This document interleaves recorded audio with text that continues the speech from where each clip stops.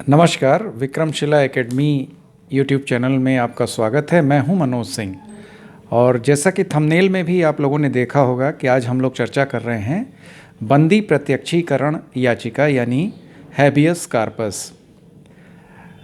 चूँकि हमारे संविधान में मूल अधिकारों की बात करी गई है, सभी नागरिकों को फंडामेंटल राइट्स दिए गए हैं हमारे संविधान में, और उन फंडामेंटल राइट्स की रक्षा के लिए 5 प्रकार की रिटों की व्यवस्था की गई है कि अगर किसी के फंडामेंटल राइट्स का वायलेशन होता है तो वो किस प्रकार से अपने फंडामेंटल राइट्स की रक्षा करेगा। और उन 5 रिट्स में जो पहली और महत्वपूर्ण जो रिट है वो है बंदी प्रत्यक्षीकरण याचिका यानी हैबियस कार्पस। तो हैबियस कार्पस पर हम लोग आज चर्चा करते हैं। बेसिकली बंदी प्रत्यक्षीकरण का अगर हम शाब्दिक अर्थ देखें तो बंदी को प्रत्यक्ष करो, किसके सामने? न्यायालय के सामने, या सशरीर उसको उपस्थित करो, विद बॉडी।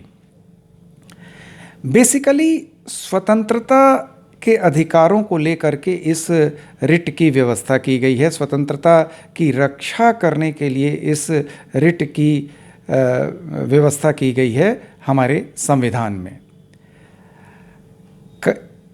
हैबियस कार्पस जो है वो ये कार्यपालिका और निजी व्यक्ति दोनों के विरुद्ध उपलब्ध अधिकार है। इसका मतलब क्या हुआ कि यदि सरकारी तंत्र भी यानी कार्यपालिका भी किसी व्यक्ति को अगर अवैध रूप से बंदी बना करके रखती है, हिरासत में रखती है, या कोई निजी व्यक्ति किसी व्यक्ति को या व्यक्तियों को बंदी बना करके रखता है, तो इस रिट के माध्यम से उनको राहत मिल सकती है। बेसिकली इसमें न्यायालय जो है बंदी व्यक्ति को सशरीर अपने सामने उपस्थित होने का आदेश देता है, चाहे वो सरकारी तंत्र हो, चाहे वो कोई निजी व्यक्ति हो।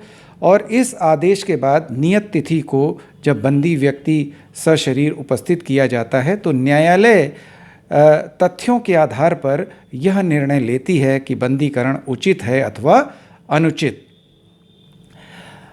हालांकि अगर लीगल तरीके से किसी को बंदी बनाया गया है न्यायालय के आदेश पर, या कार्यपालिका ने लॉ के आधार पर किसी को बंदी बनाया है, तब बंदी प्रत्यक्षीकरण याचिका जारी नहीं रह सकती है। तो इस प्रकार हमने देखा कि किस तरीके से स्वतंत्रता के अधिकारों के लिए हमारे संविधान में व्यवस्था की गई है। अब सरकारी तंत्र में तो आप समझ ही सकते हैं कि किस तरीके से अवैध बंदीकरण होता है। कई बार क्या करती है पुलिस कि किसी को भी हिरासत में ले कर के और बिना लिखत पढ़त के वो थाने में या जेल में कहीं भी रख सकती है, अपनी कस्टडी में रख लेती है और कागज़ों पर कोई भी लिखा पढ़ी नहीं करती है। इस स्थिति में क्या होता है कि उस व्यक्ति के घर वाले, माता पिता, भाई बहन, पत्नी हैबियस कार्पस फाइल करते हैं और इस पे न्यायालय की तरफ से उनको रिलीफ मिलती है। अब हम निजी व्यक्ति किस प्रकार से अवैध बंदीकरण कर सकता है उसको भी समझने की कोशिश करते हैं। कई बार ऐसा देखा गया है कि युवा लड़के लड़कियां शादी कर लेते हैं और फिर अलग रहने लगते हैं, और गुस्से में कई बार लड़की के पिता हैबियस कार्पस फाइल कर देते हैं कि मेरी पुत्री को फला व्यक्ति ने अवैध रूप से बंदी बना रखा है। अब ऐसी स्थिति में न्यायालय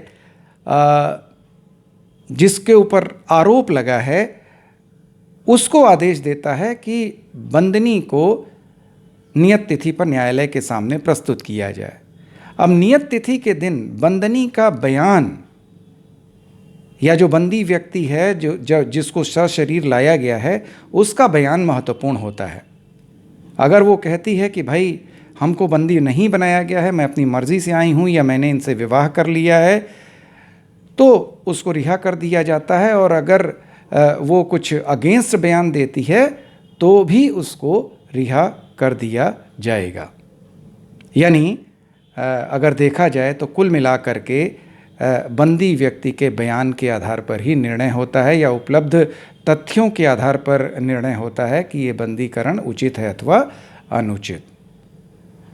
तो उम्मीद है कि आप लोगों को समझ में आया होगा। नमस्कार।